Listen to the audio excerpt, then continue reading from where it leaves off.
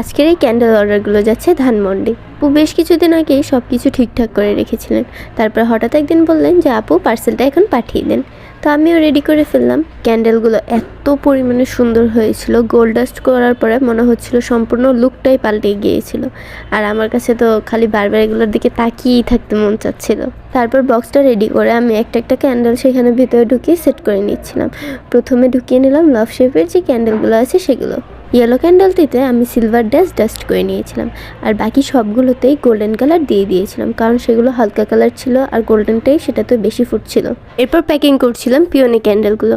Peony ক্যান্ডেলগুলো এত বেশি সুন্দর ছিল, আমি জাস্ট ক্যামেরাতে সৌন্দর্য দেখানোর জন্য একটু ফোকাস করে দিয়েছিলাম যাতে ভালোভাবে দেখা যায়, আর সানলাইটে আরও বেশি সুন্দর লাগছিল। এরপর প্যাক করে নিলাম লাইট স্কাই কালারটা। এটাও আমার অনেক ফেভারিট একটা কালার, আর এটা আমাদের পেজের মোস্ট ডিমান্ডিং একটা অর্ডার। এরপর বাকি ছিল মিনি রোজ আর ডেইজি ক্যান্ডেলটা।